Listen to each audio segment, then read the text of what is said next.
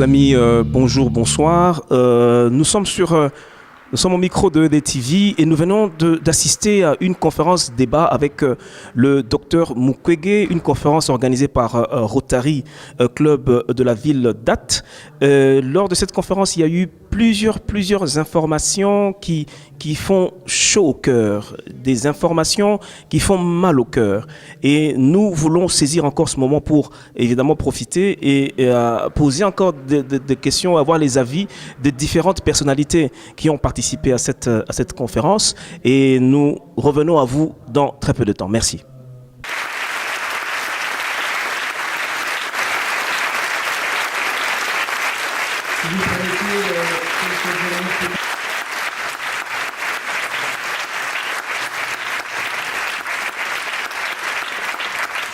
Docteur, merci pour ce témoignage, ce plaidoyer. Je vais inviter effectivement les participants au débat à nous rejoindre sur scène.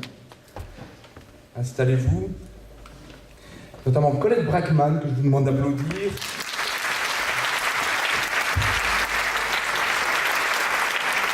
Grande signature du journal Le Soir, s'il en est, qui est une spécialiste de l'Afrique. Elle est par ailleurs l'auteur de plusieurs ouvrages sur l'Afrique centrale. Avec nous également le cinéaste belge Thierry Michel.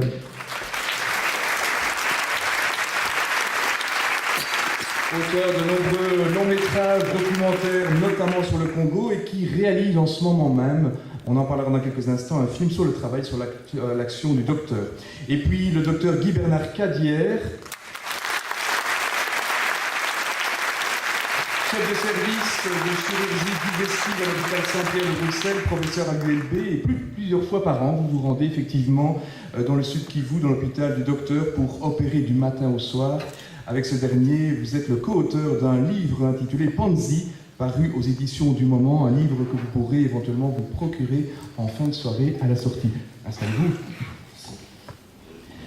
Alors le principe d'un débat, c'est de vous laisser aussi la parole. Il y a des micro-baladeurs qui vont se balader dans la salle, dans les deux allées latérales. Donc n'hésitez pas à interpeller les personnes, ils vont peut-être donner un petit peu d'éclairage dans la salle, ce qui sera peut-être plus facile. Voilà, merci. Vous voyez que tout fonctionne parfaitement. Dans un premier temps, si vous le permettez, avant que quelqu'un se lance à l'eau et pose la première question, et le débat va durer environ 1 heure, un premier tour de table, et bon... galanterie oblige, Colette Brackman, vous qui connaissez bien la situation du Congo, du Sud Kivu et qui connaissez bien le travail du docteur, vous venez d'ailleurs de consacrer dans le journal Le Soir une série d'articles en prélude au prix Solidarité qui lui sera décerné demain à Bruxelles par l'hôpital Saint-Pierre, on en parlait tout à l'heure. En introduction, un commentaire par rapport à ce témoignage, par rapport à ce plaidoyer, même si c'est une situation que vous connaissez bien.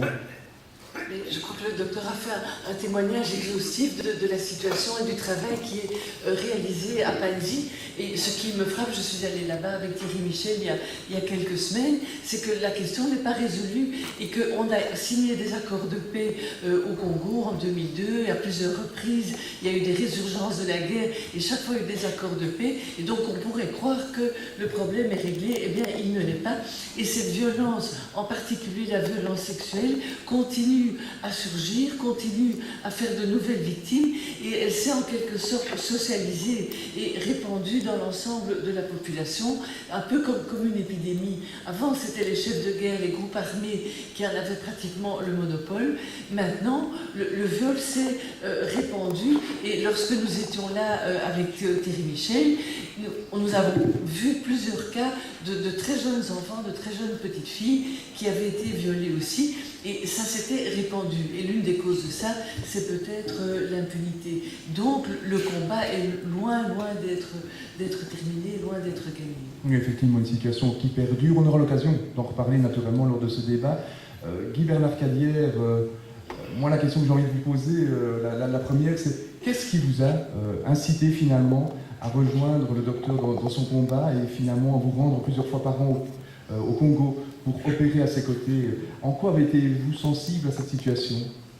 Tout d'abord, j'ai eu un coup de foudre pour Denis Mukwege et c'était évidemment exceptionnel de voir un homme devant une telle œuvre à réaliser.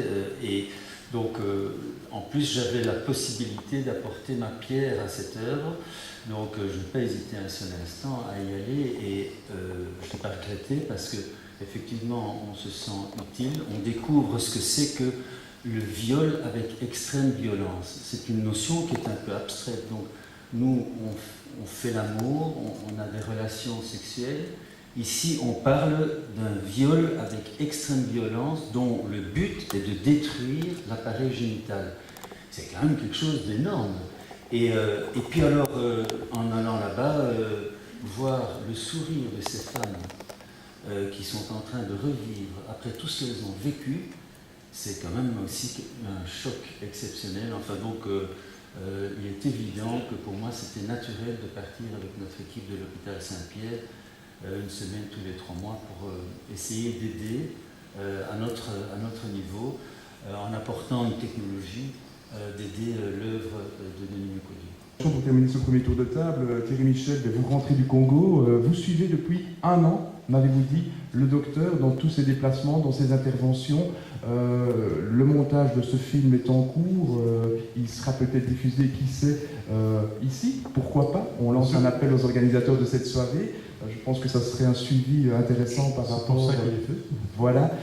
D'un mot par rapport à ce que vous avez pu voir sur place et finalement le message que vous comptez faire passer dans ce film. Un double message. D'une part, montrer un modèle. Le docteur Mukwege est une personnalité exceptionnelle qui redonne une fierté à l'Afrique. Voilà, par son abnégation, par son courage, avec toutes les menaces qui pèsent sur lui, par la vie qu'il a aujourd'hui. Il est prisonnier, on n'a pas dit, mais il est prisonnier de son propre hôpital, puisqu'il ne peut plus sortir. Les risques sont trop importants, il ne peut plus sortir qu'avec une protection armée, un convoi armé des Nations Unies pour le transporter vers un aéroport des Nations Unies pour qu'il puisse partir d'un aéroport extérieur par NTB en général. Donc voilà, son empathie pour les malades, évidemment, et alors sa volonté d'équilibrer dans sa vie à la fois de soigner les blessures physiques et morales, mais aussi de faire ce plaidoyer qui demande beaucoup d'énergie. Je ne sais pas comment il tient.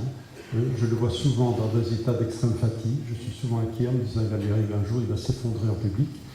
Monsieur Louis Michel connaît cette situation, puisqu'il l'a vécu lui-même à un moment donné.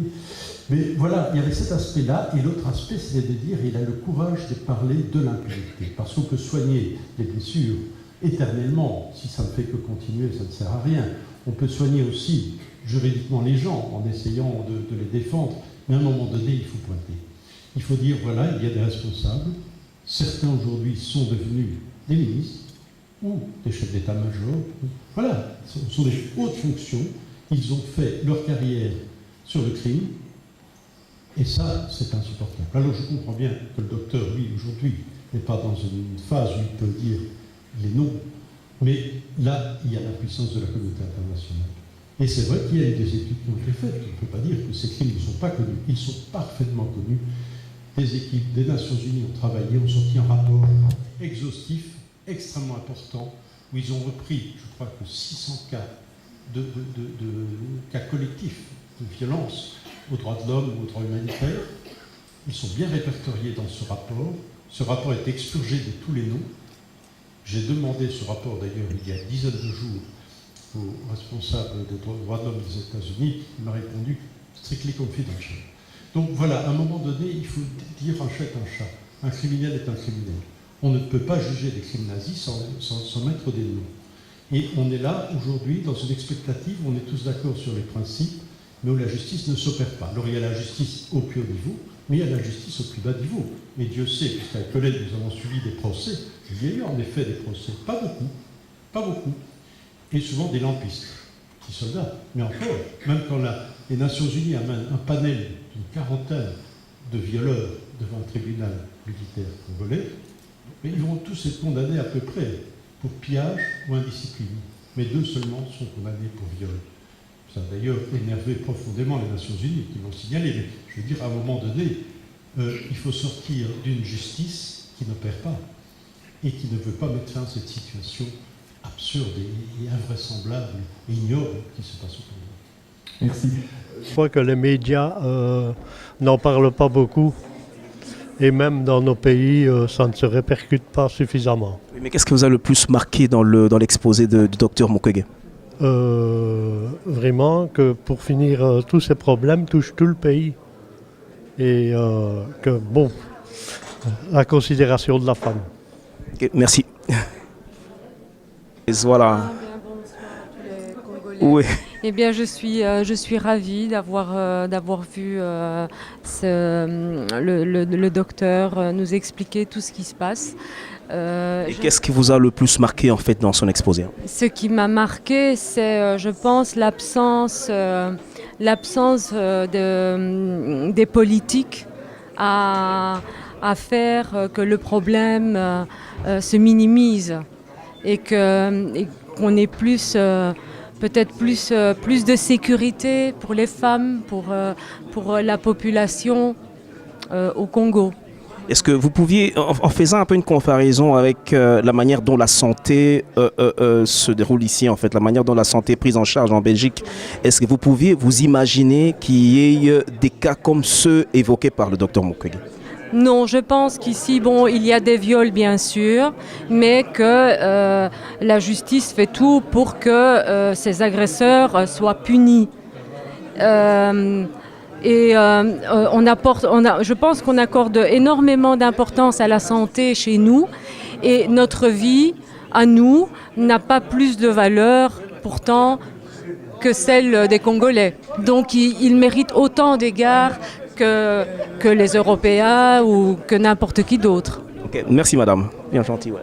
Nous venons d'assister à une conférence débat du docteur Mukwege, Denis, qui fait un travail extraordinaire au Congo.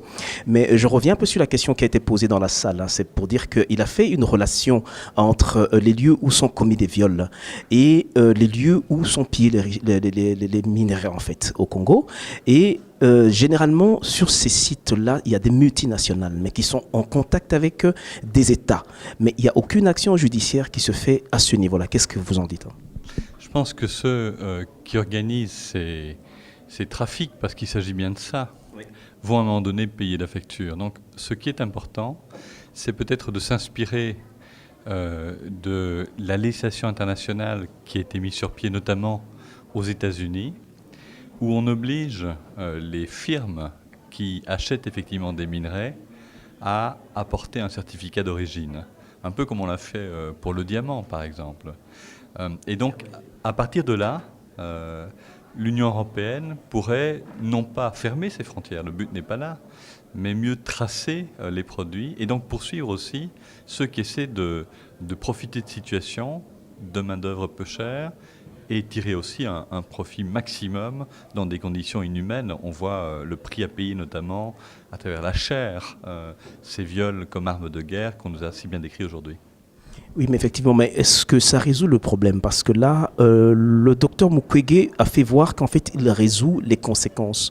Mais les vraies causes, comme on l'a constaté, c'est des causes qui sont politiques, en fait. Mais nonobstant les lois qui sont votées au niveau des États-Unis, ou la loi qui, évidemment, sera votée bientôt au niveau de l'Union européenne, pour essayer de pouvoir un peu tracer tous ces minerais, est-ce que vous pensez vraiment que ça résout? Est-ce que le problème à la cause, le problème au niveau de la cause sera résolu? La cause est évidemment dans la présence au Congo de milices qui sont des milices qui n'ont plus lieu d'être, qui veulent faire l'ordre à la place des autres, qui sèment en réalité le désordre. Et donc là, il y a une question de reconquête de l'espace territorial congolais par lui-même. Alors je ne dis pas que ce sont nécessairement toujours des forces étrangères, on a des compositions multiples, mais ce qui est certain, c'est que l'autorité du Congo doit s'affirmer sur son propre territoire et commencer par un choix qui est de protéger ses propres citoyens. Alors, à partir de là, effectivement, on touche à la racine de la cause. C'est l'inacceptabilité, c'est le côté absolument inacceptable du désordre et de ce que sème aujourd'hui comme terreur un certain nombre d'hommes armés sur le terrain. Okay. Merci beaucoup, en tout cas. Bonsoir, docteur Kadier. Bonsoir. Nous venons d'assister à une conférence débat avec des informations qui font très chaud au cœur à propos des femmes qui sont violées en République démocratique du Congo. Et là, il y a quand même une fréquence qui attend. Il y a un chiffre que monsieur docteur Mukwege a communiqué, c'est qu'il y a 10 femmes par jour qui sont traitées à l'hôpital Panzi. Mais avec cette fréquence, vous pensez que la situation pourrait être résorbée dans un délai qu'on peut estimer plus ou moins? Je ne suis pas très compétent pour connaître la manière dont les choses vont se résorber, parce que je ne sais pas ce qui va se passer sur le plan politique. Donc les causes du viol avec extrême violence, on les connaît, c'est politique, c'est le fait que l'Est du Congo est une bijouterie à ciel ouvert, scandaleusement bien achalandée, et donc il y a des gens qui ont intérêt à maintenir le chaos dans cette région du monde. Donc moi, la seule chose que j'attends, c'est de savoir qui sont les pays qui ont envie d'un État souverain en République démocratique du Congo. Les amis d'un État souverain sont nos amis. Ceux qui veulent maintenir le chaos sont nos ennemis et il faut lutter contre eux. Mais moi, je ne suis que chirurgien. Donc ce que je peux constater, c'est que, par exemple, de 2004 à 2014, on a dû prendre en charge 3000 femmes mineures victimes de violences de viol avec extrême violence, et que là-dedans, par exemple, on a eu 175 fillettes de moins de 5 ans qui ont été violées avec lésion. Donc cette situation doit s'arrêter, ça doit se résorber. Après, moi, je n'ai pas les compétences de Denis Mukwege, qui, outre le fait qu'il est chirurgien comme moi, lui, en plus, s'occupe maintenant des droits de l'homme et de la femme. Oui, on a constaté que vous avez amené quelque chose en plus chez Dr Mukwege, c'est une nouvelle technologie. Quel a été l'impact de cette nouvelle technologie par rapport à la manière dont fonctionnait le docteur avant? Écoutez, il a beau dire que cet impact est important, je veux dire, moi j'ai apporté ma petite pièce du puzzle, si vous voulez, à cette œuvre immense de prise en charge globale du patient. Et donc, si vous voulez, pour réparer les lésions entre le rectum et le vagin qui sont haut situées, eh bien, ma technique permet de vraiment travailler d'une manière extrêmement minutieuse par la voie haute, sans ouvrir largement le ventre. C'est ma seule contribution. Vous savez, moi, je suis vraiment qu'un technicien et je fais ce que Denis Mukwege me dit. Effectivement, mais c'est qui bénéficie de cette technologie? Parce qu'en dehors de l'hôpital Panzi, je crois qu'il y a peut-être d'autres centres aussi qui accueillent des femmes qui sont violées. Est-ce que cette technologie est accessible à toutes les femmes de la région, ou bien pour l'instant c'est limité en tout cas au niveau de l'hôpital Panzi?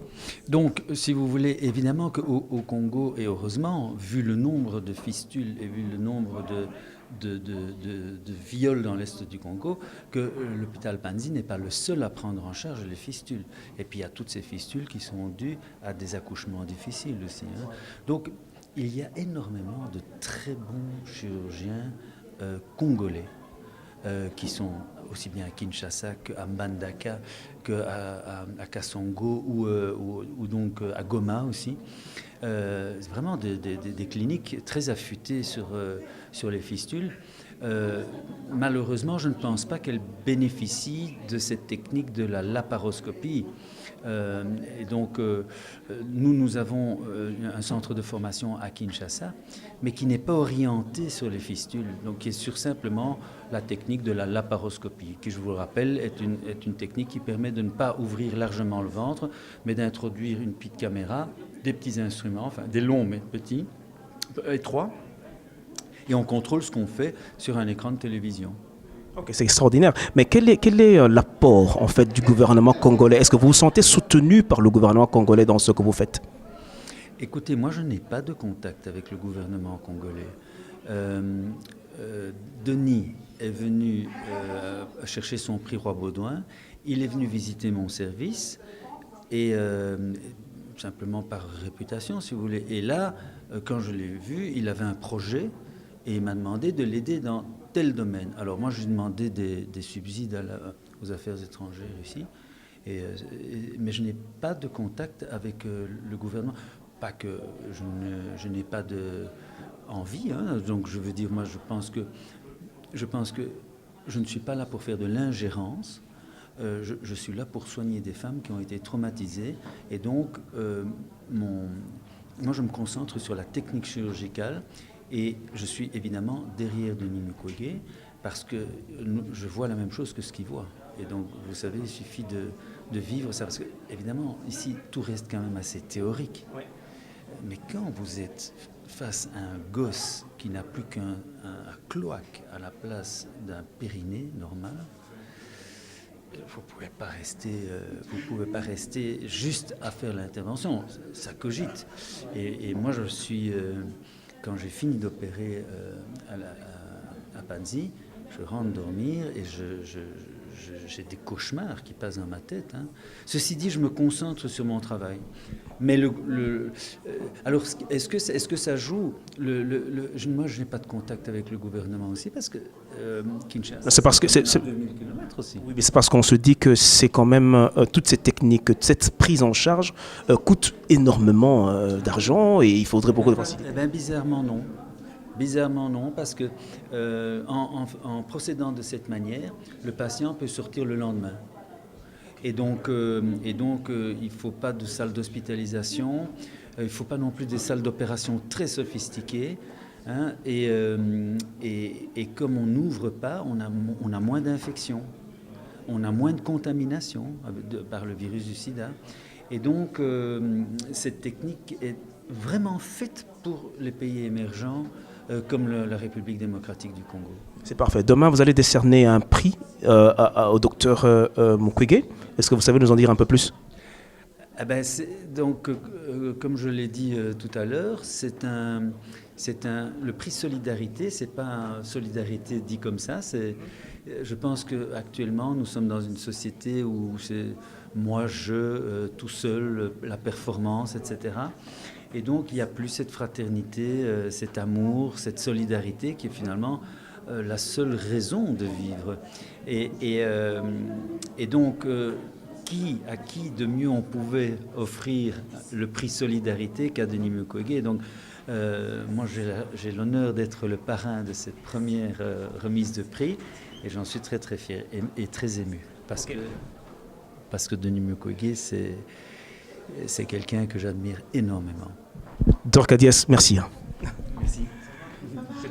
Bonjour Madame Colette Brackman, vous êtes au micro de EDTV, la chaîne de la diaspora congolaise, et on vient de suivre en fait une conférence débat avec un exposé du docteur Mukwege. Vous avez eu à faire beaucoup d'interventions aussi par rapport à ça. Nous revenons un peu sur la question de savoir comment régler ce problème à la source, parce qu'on a l'impression que le docteur règle les conséquences, mais les causes apparemment sont politiques. Est-ce que vous avez un remède éventuel pour régler ce problème au niveau politique? Mais non, je n'ai pas de remède, je suis journaliste, je ne peux que faire un constat et savoir, comme tout le monde sait, que le Congo est un pays post-conflit. On a dû, à un moment donné, terminer la guerre en 2002, l'accord de paix, terminer avec les rébellions, les diverses rébellions. Chaque fois, il y a eu un accord politique où on intégrait dans l'armée, dans le pouvoir, des personnes qui avaient commis des crimes contre l'humanité ou couvert des gens qui l'avaient fait.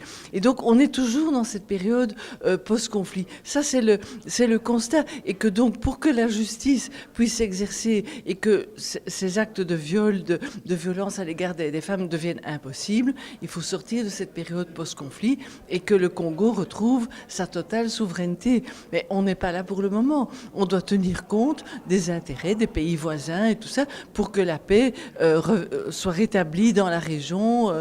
Voilà. On est toujours dans cette situation d'accord politique, mais je pense que ça va bientôt se terminer. Mais à suivre ce que vous avez dit tout à l'heure, vous avez essayé de tracer un peu l'historique. Ça veut dire qu'avec le génocide qui est parti du Rwanda et puis finalement les interarmées qui s'installent sur place au Congo et tout ça, ça commence là. On a l'impression que ces viols ne sont commis alors que par des gens qui viennent de l'extérieur où il y a quand même de l'armée congolaise qui est aussi concernée par ces viols. Mais non, ce viol, c'est comme une épidémie, si vous voulez. Et l'origine de l'épidémie, elle est venue de l'extérieur. Elle est venue du génocide au Rwanda, où ça a été importé au Congo parce que c'était pas dans la tradition congolaise, en tout cas pas du tout dans l'est du Congo. Mais après, ça s'est répandu. Et comme il y avait l'impunité et qu'on pouvait violer, qu'il n'y avait aucune conséquence, les groupes armés congolais qui se sont constitués, il y a toute la mosaïque de leur solidarité, avec qui ils étaient, les changements d'alliance, etc. Ben, ils ont fait la même chose puisqu'ils avaient la même impunité. Oui, c'est ça le problème. Oui, mais qu'est-ce que vous pensez de la responsabilité du gouvernement? Il n'y a pas un plan national de lutte contre le viol. Qu'est-ce que vous pensez de la responsabilité directe du gouvernement par rapport à cette problématique? Le gouvernement le fait, mais c'est encore insuffisant. Il crée maintenant il y a des tribunaux, il renforce la justice, il renouvelle les magistrats, il crée des chambres foraines où on peut discuter. Moi, j'étais il y a un mois au Congo et j'étais en route avec des policiers qui étaient envoyés à Chabunda, à Mwenga, tout ça, des policiers en bleu comme ça, et ils disaient nous on est la police de proximité pour être auprès des populations, y compris des femmes, et pour les protéger. Parce que qui peut protéger les gens? C'est comme en Belgique, c'est plutôt la police, c'est pas l'armée qui va protéger les civils. Et donc il y a des efforts qui sont faits, mais évidemment, ça prend du temps. Et puis le problème, c'est qu'en haut lieu, dans l'armée, il y a des gens qui ont été intégrés, vous le savez mieux que moi, intégrés à la faveur de tous ces accords de paix qui ont quand même été un peu parrainés par la communauté internationale et qui donc bénéficient d'une impunité, qui sont dans l'armée et qui protègent leurs copains. C'est ça le problème. Okay. Merci beaucoup, Madame Collet-Brackman. Okay. Bonsoir, Monsieur Louis Michel. Bonsoir. On vient d'assister à une conférence débat avec le docteur Denis Mukwege qui fait un travail extraordinaire à l'est du Congo où il est en train de réparer les femmes. Mais nous sommes posé la question quand même de savoir par rapport à tout ce qui se passe, qu'est-ce que vous pensez sur la responsabilité du gouvernement congolais? Moi, je n'ai pas envie de parler de la responsabilité du gouvernement congolais. J'observe simplement qu'il y a un Congolais qui de plus en plus est mondialement connu, qui est un homme généreux, qui est un homme qui honore le Congo, qui est un homme qui honore l'Afrique aussi, et que cet homme fait un travail exemplaire, donne une image exceptionnelle de son pays, et donc je crois que les autorités congolaises vont le soutenir et doivent le soutenir dans son travail humanitaire, parce qu'en fait, il est occupé à répondre à une urgence humanitaire, qui est aussi en même temps la réponse à une abomination, quelque chose de barbare, qui est le viol comme stratégie de guerre. Et donc je pense que le travail qu'il a réalisé est assez exceptionnel et c'est un homme qu'il faut soutenir et moi je le soutiens. Je considère que d'une certaine manière c'est un emblème, pas seulement pour la RDC, c'est un emblème pour l'Afrique, c'est un emblème pour le monde humanitaire, pour les humanistes du monde et je pense donc que c'est quelqu'un qui honore la RDC. Mais n'avez pas l'impression que Dr Mukwege est en train de traiter les conséquences? Il fait un travail extraordinaire, mais le travail qu'il fait, c'est traiter les conséquences. Donc les causes, on a compris qu'elles sont effectivement politiques, mais au-delà de ça, il a fait effectivement un rapport avec les espaces où se font des pillages de ressources minières. Mais maintenant, qu'est-ce qui peut être fait à ce niveau-là? C'est-à-dire les multinationales qui pillent les ressources minières sont un tout petit peu un peu derrière aussi tout ça. Je trouve particulièrement partisan. C'est clair qu'il y a certainement, il faut remettre en cause la manière dont certaines multinationales se comportent, mais il n'y a pas que les multinationales qui pillent le Congo, qui pillent le Congo. Il y a aussi des Congolais qui pillent le Congo. Et donc, avant d'attaquer les multinationales, je pense qu'il faut qu'au sein même de la RDC, on se pose des questions sur la manière dont certains pillent leurs propres ressources. Je crois que ça, c'est intéressant. Deuxième aspect, il faudrait peut-être se poser la question, pourquoi la part du budget de la santé est si minime dans le budget de l'État? Je pense qu'il y a là des combats à mener. Je ne doute pas que les autorités congolaises veuillent répondre à cette question, mais il faut vraiment les pousser à faire preuve de la volonté politique pour le faire. Le docteur Mukwege a donné des chiffres, plus ou moins. Il y a 10 femmes qu'il reçoit plus ou moins par jour. Et il n'y a pas que à l'hôtel Panzi que des femmes sont prises en charge. Il y a d'autres centres aussi. Ça veut dire que c'est au-delà de 10 femmes par jour. Mais à l'allure où vont les choses, est-ce que vous pensez que cette problématique pourrait être résorbée s'il y a même un minimum de volonté politique? La première manière de le résorber, c'est faire en sorte que ceux qui commettent ces viols odieux, inhumains, barbares, abominables, que ces gens soient poursuivis et que l'on cesse de leur donner le sentiment qu'ils sont impunis, qu'ils ont le droit de faire tout ça sans jamais devoir rendre des comptes. Et donc je pense qu'une des raisons pour lesquelles le docteur Mukwege a réussi tellement son travail, c'est que non seulement il répare le corps des femmes, mais il essaye de réparer aussi leur mental, leur traumatisme psychologique. Il essaie aussi de les former, de les réinsérer pour devenir économiquement autonomes. Je pense que c'est ça aussi la spécificité du docteur Mukwege. Il a bien compris que réparer le corps d'une femme qui a été violée, mutilée, qui a été véritablement martyrisée, qu'il faut aller plus loin, qu'il y a une guérison psychologique, qu'il faut régler le problème du traumatisme. Et donc c'est ça, c'est la prise en charge holistique de toute cette problématique. Donc il faut dire que ce travail qu'il fait est tout à fait remarquable. Monsieur Michel, merci. Bonjour Elena Matundu. Bonjour. Vous êtes président de Jefaya, c'est le groupement des femmes africaines intégrées et actives. Votre ASBL, elle est basée en Belgique, au Congo? Elle est basée en Belgique, essentiellement à Bruxelles, oui. Est-ce qu'on peut connaître des objectifs poursuivis par votre ASBL? En fait, l'objectif principal de l'ASBL Jefaya, c'est effectivement la promotion de la femme africaine, et non plus particulièrement congolaise, parce que nous souhaitons un peu effacer tous ces préjugés qu'on peut avoir par rapport à la femme africaine, surtout celle qui vit ici en Europe et en Belgique. On veut montrer que les femmes africaines, congolaises, sont parfaitement intégrées et elles mènent une vie active très importante, qu'elles participent vraiment donc à l'évolution de l'économie dans les pays où elles vivent, et notamment ici où nous sommes en Belgique. On vient d'assister à une conférence débat avec le docteur Denis Mukwege. On a vu quand même un rapprochement assez particulier entre Jefaya et le docteur Mukwege. Qu'est-ce qu'il en est en fait? En fait, Jefaya, depuis quelques années, suit très méticuleusement le travail que fait le docteur Mukwege. Et nous sommes devenus son bureau de coordination depuis quelques temps. Pourquoi? Parce que nous l'avons beaucoup soutenu, nous avons beaucoup sensibilisé les personnes autour du combat du docteur Mukwege, notamment en lançant il y a 2 ans cette campagne de sensibilisation pour que le docteur Mukwege puisse obtenir le prix Nobel de la paix 2013 à l'époque. Et voilà, donc ça a un peu fait le buzz. Et effectivement, c'était le but aussi qu'on parle de lui dans le monde entier. Et voilà. Donc nous soutenons nos docteurs, nous l'aidons comme nous pouvons en étant ici, en faisant profiter par exemple de tout ce qui est réseaux sociaux, parce qu'effectivement c'est plus facile pour nous d'informer le monde à travers Twitter, Facebook et les emails. Et voilà. Donc. La manière dont le docteur Mukwege décrit ce qui se passe à l'est du Congo et les problèmes auxquels il est appelé à faire face, ça fait quand même chaud au cœur. C'est quand même assez scandaleux quand il décrit vraiment la manière dont il prend en charge les femmes.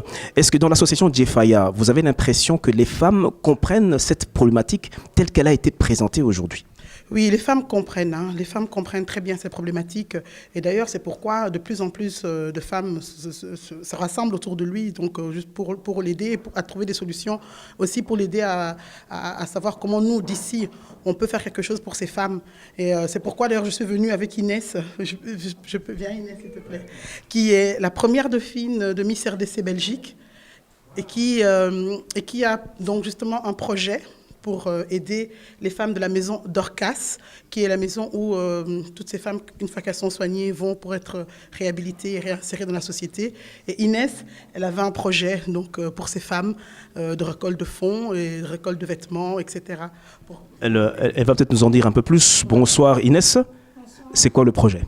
Le projet est celui de chercher des vêtements, plus particulièrement des pagnes et puis des habits pour les bébés qui naissent là-bas au sud du Congo. Et qu'est-ce qui vous a motivé à initier un tel projet? C'est le fait de voir qu'il y a même les filles de mon âge et puis les mamans, mes sœurs, mes petites sœurs qui sont violées. Ça me fait chaud au cœur, sachant que moi je reste ici, je vis bien et il y a d'autres qui sont en train de souffrir. Avant qu'Elena ne dise son dernier mot, qu'est-ce que toi, tu penses dire comme mot pour lancer un appel, évidemment, aux femmes ou d'autres personnes qui peuvent être le soutien à ton projet? Juste dire que de prendre même une seule minute de leur temps, de penser à toutes ces femmes-là, et puis récolter aussi des habits, tout ce qu'ils ont, même pas habits, même argent, donné à l'association Jefaya pour soutenir le docteur Denis, ça fera bien. Merci Inès. Et Elena, tu as un mot à dire pour la fin? Oui, j'ai un mot à dire pour la fin. Voilà, donc nous sommes venus donc ce soir ici à Ath. Nous aurons aimé voir un peu plus de nos compatriotes de la communauté congolaise, car je pense que le docteur a besoin aussi de se sentir soutenu par la communauté. Et voilà, donc n'hésitez pas, quand vous allez sur la page Facebook du docteur, allez, parce que régulièrement on poste donc quand il y a des activités où le docteur est impliqué. Et voilà, n'hésitez pas à venir pour le soutenir. Voilà. Merci Elena Matundu et à très bientôt, merci. Comme on l'a dit tout à l'heure, chers amis, vous venez de suivre les interventions des uns et des autres. Nous vous laissons en tout cas l'opportunité de pouvoir en juger vous-même. Nous allons continuer à vous donner toujours les occasions de suivre de tels événements et n'hésitez pas à nous contacter chaque fois que vous pensez qu'il y a un événement quelconque qui peut être utile à faire connaître au niveau de la diaspora congolaise ou au niveau de tous nos autres auditeurs. Sur ce, je vous remercie, je vous laisse à très bientôt. Au revoir.